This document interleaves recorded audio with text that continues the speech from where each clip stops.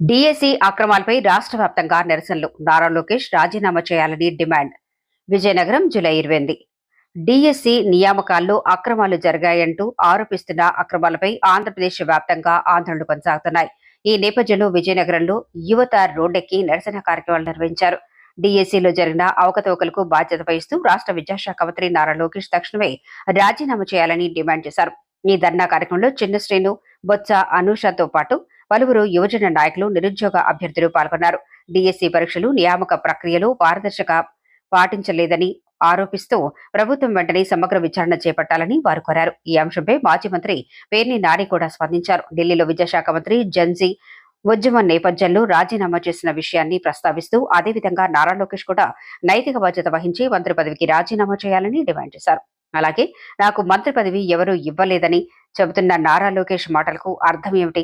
అవసరమైతే బోండా బొమ్మకు మంత్రి పదవి ఇచ్చి అయినా డిఎస్సి వ్యవహారంపై సమగ్ర విచారణ జరిపించండి అని పేర్ని నాని వ్యాఖ్యానించారు.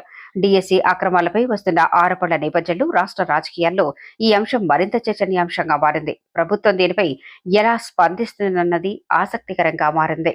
ఈ డిఎస్సి ఎంత దిక్కుమాలిన డిఎస్సి అంటే నారా లోకేష్ నాయుడు జబ్బలు కొట్టుకున్నటువంటి ఈ డిఎస్సి పరీక్ష పేపరు ఒకడే తయారు చేస్తాడు, పరీక్ష ఒకటే పెడతాడు, దిద్దుతూ ఒకటే దిద్దుతాడు, ఉద్యోగాలు కూడా అతనే పిలుస్తాడు. ఇది ఇంత డొల్ల కాదా అని అడుగుతున్నాను నేను. అంటే తప్పులు కప్పిపుచ్చుకుంటాకి అన్ని చేతుల్లో అన్ని పాత్రలో వాళ్ళే పోషిస్తారు, పైన కింద అన్ని చోట్ల.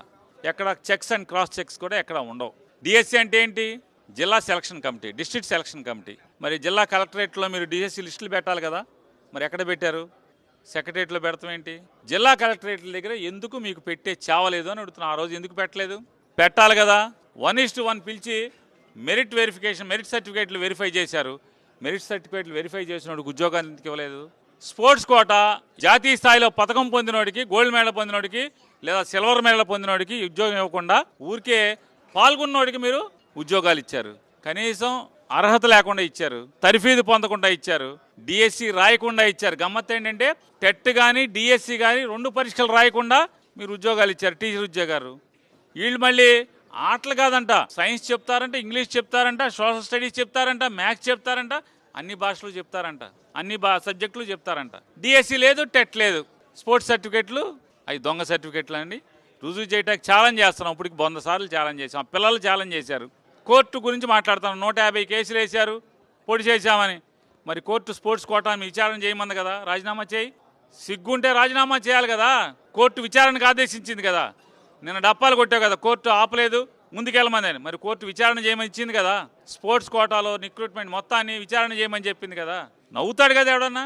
మరి మీరు ఇచ్చిన స్పోర్ట్స్ కోటా రిక్రూట్మెంట్ ఇచ్చినటువంటి జీవోని డిఎస్సి పరీక్షల ముందు 19వ తారీఖు ఎందుకు ఇచ్చారు? డిఎస్సి పరీక్షలు పూర్తయిపోయి రిక్రూట్మెంట్ పూర్తవగానే ఎందుకు ఆ జీవోని మళ్ళీ మార్చారు?